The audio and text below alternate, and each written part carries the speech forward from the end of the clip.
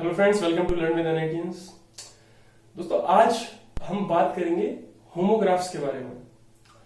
Basically English grammar में या फिर किसी भी लैंग्वेज की व्याकरण में चीजों को थोड़ा सा ऑर्गेनाइज वे में रखने के लिए, एक ऑर्डर में रखने के लिए कुछ कैटेगरीज बनाई जाती हैं।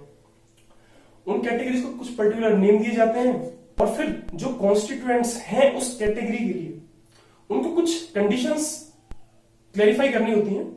उसके बाद में वो उस कैटेगरी के अंदर डाल दिए जाते हैं। आज मैं बात करने वाला हूं होमोग्राफ्स के बारे में।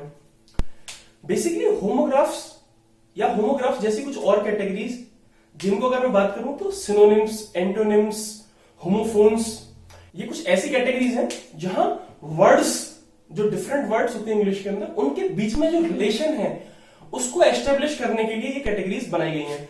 बात करें तो देखिए, सबसे पहले सिनोनिम्स, दूसरा एंटोनिम्स और तीसरा होमोफोन्स।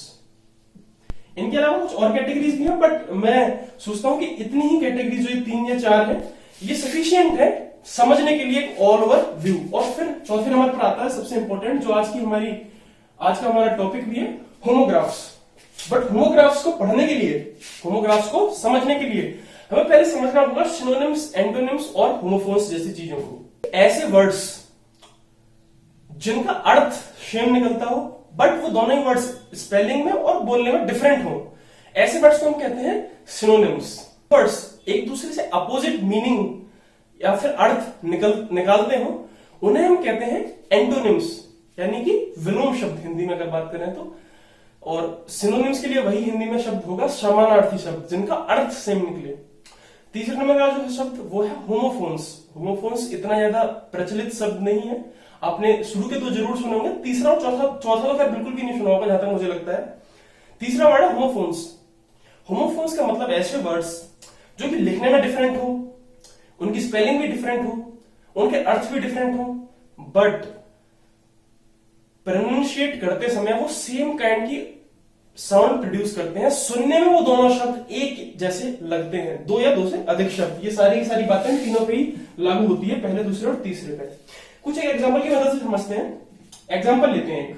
हमने एक एग्जांपल में कहा एक वर्ड है हैप्पी, ठीक है। एक वर्ड है जॉयफुल, एक वर्ड है सोरो, एक वर्ड है सैड।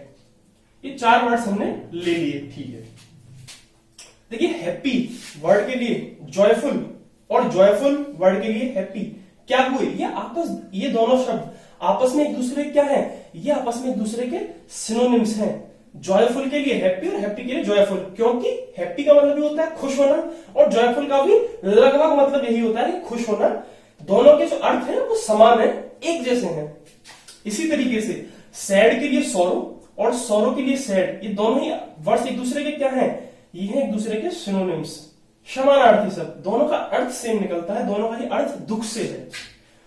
पर दोस्तों, अगर बात करनी हो, हमें एक रिलेशन फाइंड आउट करना हो हैप्पी वर्ड और सैड वर्ड के बीच में, तो ये दोनों वर्ड्स एक दूसरे के एंटोनिम्स हैं, विलोम शब्द हैं।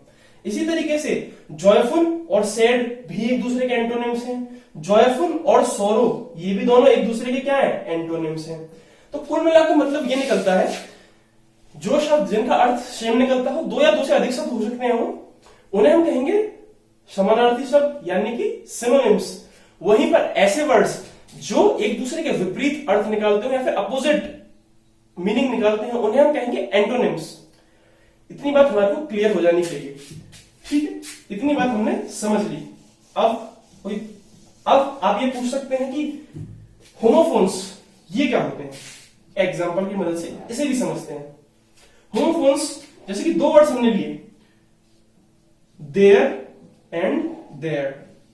दोनों ही वर्ड्स डिफरेंट है, दोनों की मीनिंग भी डिफरेंट है, अलग अलग जगह पे यूज आते हैं। इनकी डिटेल्स में हम नहीं जाएंगे, बट समझ लीजिए ये भी वर्ड डिफरेंट है, ये वर्ड आपस में डिफरेंट है, दोनों की अलग मीनिंग है, दोनों लिखने में भी डिफरेंट है, दोनों की स्पेलिंग भी डिफरेंट है।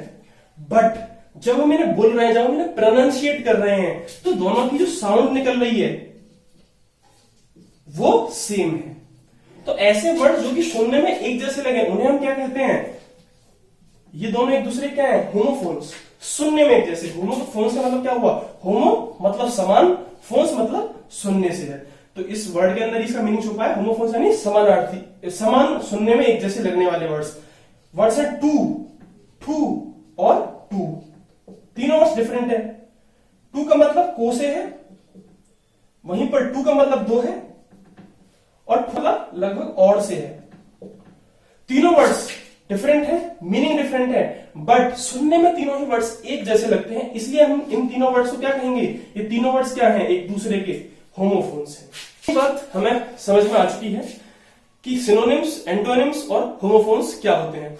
बात अब हम करेंगे सबसे इंपॉर्टेंट टॉपिक के बारे में, जिसके बारे में इतनी सारी हमने एक पृष्ठभूमि समझी, उसका बैकग्राउंड समझा।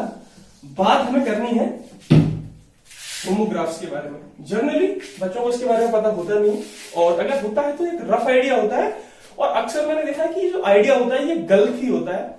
एक्चुअली में उन्हें नहीं पता है कि इसका मीनिंग है क्या। थोड़ा सा हल्का सा कंट्रोवर्शियल वैसे भी ये टॉपिक है। देखिए, इस कैटेगरी में आने के लिए, होमोग्राफ्स की कैटेगरी में आने के लिए किन्हीं भी वर्ड्स को कुछ कंडीशंस पे, कुछ कंडीशंस क्लियर करनी होती हैं। वो कंडीशंस क्या हैं, मैं आपको बताता हूं। सबसे पहली कंडीशंस जो कि होमोग्राफ्स होने के लिए वर्ड्स में होनी चाहिए, वो है कि दे स्पेल सेम, यानी कि स्पेलिंग सेम होनी चाहिए। दो या दो से अधिक वर्ड्स जिनकी स्पेलिंग सेम है, लगभग दो ही होते हैं, स्पेलिंग सेम है, लिखने में बिल्कुल सेम है, ऐसे वर्ड्स, ये एक पहली कंडीशन हो गई होमोग्राफ्स के लिए। देखिए, जितनी भी कंडीशंस में लिख रहा हूं, उन सारी की सारी कंडीशंस पे अगर वो वर्ड क्लैरिफाई कर रहा है, तभी जाके वो होमोग्राफ्स होगा। दूसरी कंडीशन लेते हैं। दूसरी कंडीशन है कि प्रोनाउंसिएशन डिफरेंट हो, यानी कि बोलने में, बोलते समय, सुनने में वो जो वर्ड्स हैं वो क्या हो, वो डिफरेंट लगे, यानी कि प्रोनाउंशिएट करते समय डिफरेंट साउंड क्रिएट करें। एक इसका मतलब ये भी निकलता है। और सी वो है कि दे हैव डिफरेंट मीनिंग्स, उनका अर्थ सेम स्पेलिंग होने के बावजूद उनकी जो मीनिंग है वो डिफरेंट हो। अगर कोई वर्ड्स इन तीनों कंडीशंस को क्लैरिफाई कर देता है तो वो क्या हो जाता है, होमोग्राफ्स। छोटे शब्दों में बात करें तो होमोग्राफ्स कौन से शब्द हैं, ऐसे शब्द जो कि लिखने में एक हो, बोलने में डिफरेंट हो और उनकी मीनिंग डिफरेंट निकले। उन शब्दों को हम जिस कैटेगरी में डालते हैं वो कैटेगरी कौन सी है, वो कैटेगरी है होमोग्राफ्स की। एग्जांपल की मदद से समझते हैं। इतनी बात हमने समझ लिया, आप इसको नोट डाउन कर लीजिए एक बार, ठीक है। एग्जाम्पल देखिए, इस टॉपिक पर जो भी आपको वीडियोस मिलेंगी अक्सर उसमें ये एग्जाम्पल आपको देखने को मिलेगा, बट ऐसा क्यों है, इसके पीछे की साइंस या इसके पीछे की बात एक्चुअल में क्या है, इसके पीछे का बैकग्राउंड क्या है, वो हमें समझना होगा। एक शब्द है लिव और एक शब्द है लाइव। लिखने में दोनों सेम है, दोनों कंप्लीटली सेम है, बट बोलने में डिफरेंट है, मीनिंग भी डिफरेंट है। यहां हमने है लिव और यहां हमने लिखा है लाइव। लिव का मतलब होता है हमारा रहने का स्थान, जैसे कि आई लिव इन इंडिया, मैं भारत में रहता हूं। वहीं लाइव का मतलब होता है सीधे प्रसारण से। सीधा प्रसारण यानी कि मतलब वो चीज लाइव घटित हो रही है, अभी वर्तमान के अंदर, अभी प्रेजेंट के अंदर वो चीज चल रही है, उसका हम कहते हैं लाइव। जैसे कि कई बार हम कहते हैं कि the cricket match is live, cricket match का सीधा प्रसारण हो रहा है। The cricket match is live on the TV, TV पर वो क्रिकेट का मैच लाइव प्रसारण हो रहा है। यहां पर दोनों ही वर्ड्स लिखने में सेम है, बोलने में डिफरेंट है, उनकी मीनिंग भी डिफरेंट है। ऐसा क्यों होता है? देखिए दोस्तों, जब भी कोई लैंग्वेज, नेटिव स्पीकर्स उस लैंग्वेज को बोल रहे होते हैं तो समय के साथ में धीरे धीरे उस लैंग्वेज में कुछ बदलाव आते हैं। लोकेशन, कल्चर, कंट्री, उस परिस्थितियों के हिसाब से उस लैंग्वेज के अंदर कुछ कुछ डिफरेंसेस आते चले जाते हैं। मान लीजिए इंग्लिश के नेटिव स्पीकर्स दो डिफरेंट जगह में बट गए over the period of time, धीरे धीरे उनके अंदर लैंग्वेज में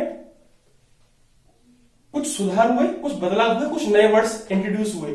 मान लीजिए प्लेस ए पे जो वर्ड उन्होंने लिखा लिव, उसका मतलब उन्होंने निकाला लिव से, वहीं पे प्लेस बी में भी उन्होंने एक शब्द लिखा LIV, उसका मतलब उन्होंने बोला लाइव से, या फिर उन्होंने प्रोनाउंसिएट किया उसे ऐसे लाइव। तो इसकी अगर बैकग्राउंड समझें तो इतना समझ लीजिए पास्ट में कुछ ऐसे इवेंट्स हुए जहां पर जो नेटिव स्पीकर्स थे उन्होंने इन वर्ड्स का डिफरेंट मीनिंग निकाला, डिफरेंट तरीके से इन्होंने प्रोनाउंसिएट किया, और हमारे पास आज है होमोग्राफ्स। और कुछ एग्जांपल लेते हैं, जैसे कि एक वर्ड है LEAD। LEAD का मतलब हो सकता है लीड से भी और लेड से भी। देखिए लीड करने का मतलब है किसी भी ग्रुप के आगे चलना, उस ग्रुप ऑफ पीपल्स का नेतृत्व करना, लीड करना। नेतृत्व करने से मतलब है लीड का। Ram is leading the protest. Ram protest को लीड कर रहा है। वहीं पर लेड का मतलब है शीशे से, या फिर जो हमारी पेंसिल होती है उसके अंदर जो ग्रेफाइट होता है उससे। तो the lead of my pencil is broke.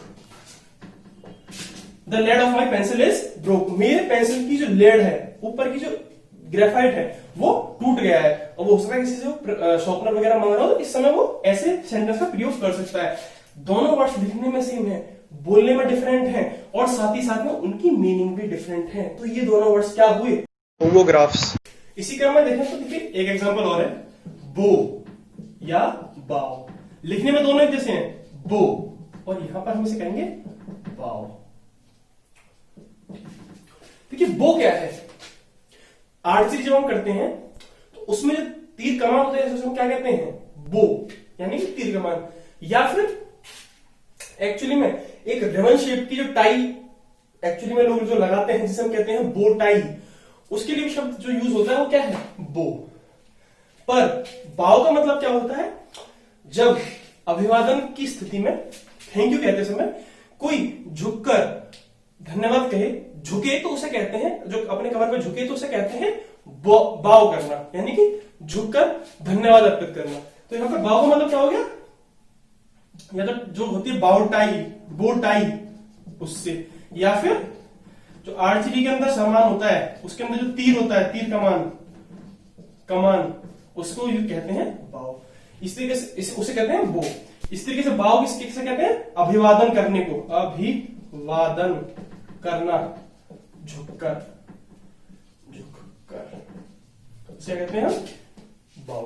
तो इस तरीके से आपको समझ में आ रहा होगा कि शब्द साउंड डिफरेंट कर रहे हैं, स्पेलिंग सेम है, मीनिंग भी डिफरेंट है। उन शब्दों को हम किस कैटेगरी में डालते जा रहे हैं? होमोग्राफी।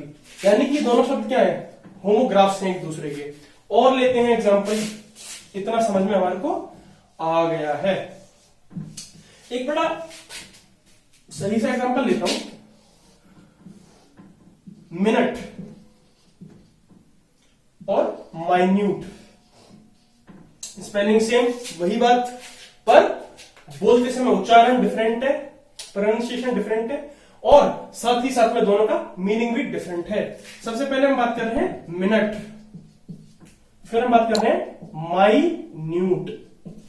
मिनट का मतलब है कि एक मिनट समय अंतराल, समय काल। इसी तरीके से माइन्यूट का मतलब है छोटा होना, बहुत छोटी चीजों को क्या कहते हैं? माइन्यूट है, छोटा होना। तो इस तरीके के शब्दों को हम होमोग्राफी वाली कैटेगरी में रखते हैं। मुझे लगता है कि आपको चीजें थोड़ी क्लियर हो गई होंगी। आगे आने वाली वीडियोस के अंदर मैं सिनोनिम्स, एंटोनिम्स, होमोफोन्स और एग्जांपल से वीडियो बनाऊंगा, और कुछ ऐसे टॉपिक्स आपके सामने लेकर आता रहूंगा। अगर ये वीडियो आपको पसंद आई हो तो आप वीडियो को लाइक कर सकते हैं, चैनल को सब्सक्राइब करें, और आगे ऐसी आने वाली वीडियोस की नोटिफिकेशन के लिए बेल आइकन को भी दबा दें। Thank you.